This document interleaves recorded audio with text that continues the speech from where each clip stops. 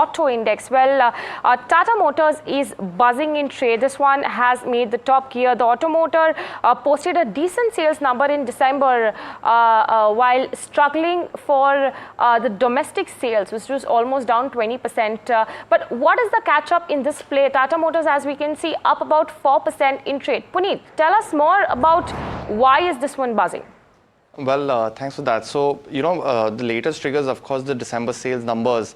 And while on an absolute growth basis, it's been lower, around 1.4% compared to the same time last year in December. As you can see, the passenger vehicles have come in roughly at 44,289. The expectations of analysts was about 41,000. So it's come in much above analyst expectations. So commercial vehicles as well, it's come in at roughly 33,875 units. There was expectations from analysts of 31,000 in terms of commercial vehicles. So while the growth on an absolute basis looks smaller, it is relevant because it's beaten analyst expectation for the first time in the last few months. The other aspect is that, over the last 3 to 4 years, the company has efficiently cleaned up its financial on both the India business as well as, JLR business. So as you can see for India specifically, the investments have been increased considerably, almost 4 times from FY21 levels of about 2,600 odd crores to almost 8,300 crores in FY24. And that has continued in this year as well in the first 9 months. While the free cash flow, that was one of the key aspects and problems as well, that's also increased from about 2,700 crores to almost 5,000 crores at the end of FY24. And the debt part is the most important because it's become a net debt-free company. Essentially, all the interest costs are now passed on to its profits as well. That's been one of the key triggers for the India business. When you look at the Jaguar and the Land Rover business as well, things have done very well as well. So while the volumes have been flat over the last 5 years, they've sold roughly 4 lakh units every year, so no growth.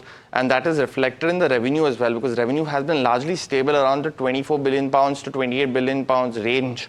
But look at the EBITDA margins, it's almost doubled from the FY19 levels. And the EBITDA per unit has also tripled in this aspect from roughly about 4,000 pounds per car to almost 11,500 pounds. When you also look at, the free cash flow and the net debt of this company as well, and of Jaguar Land Rover as well, that's also improved substantially. It's almost gone up by roughly 1 billion pounds in the last 5 years.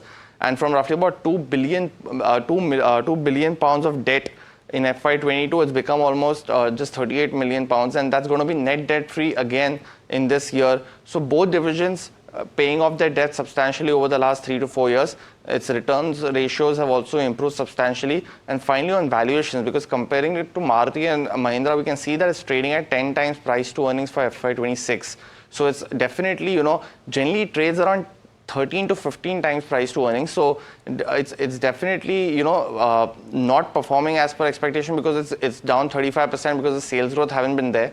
But the future outlook for FY26, augurs well for the company with the launches of the Harrier EV and the Sierra EV and the eventual relaunch of Jaguar brand as an electric vehicle subsidiary. So those are some of the key positive triggers for the future. And I think it's become a bottom in terms of valuation, at least in trade today, and that's visible despite the lower numbers for the December sales. Valuation are the key aspect actually, but let's actually get some more details from the CLSA note.